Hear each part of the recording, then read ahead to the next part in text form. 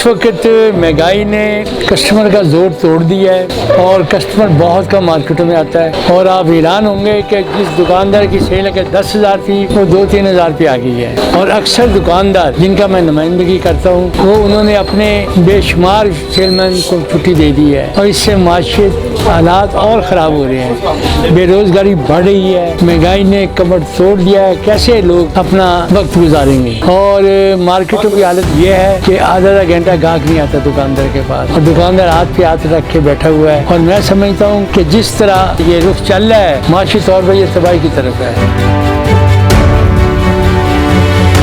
तमाम चीज़ें पेट्रोल से बनती हैं, अक्सर ये पेट्रोलियम प्रोडक्ट्स होती हैं, ये कपड़ा है, जूते हैं और इस तरह की बेशुमार चीज़ें ज़रूरियात ज़िंदगी वो पेट्रोलियम प्रोडक्ट्स हैं। और अब पेट्रोल सस्ता दुनिया की मार्केटों में $15 सस्ता हुआ है तो आपने हमें से ₹5 लेस किया है। क्या ये हकीकत है? यह हमारी तबाही और बर्बादी की तरफ कदम है। कोई असर नहीं पड़ेगा, उतनी रहेगी महंगाई, कम नहीं होगी।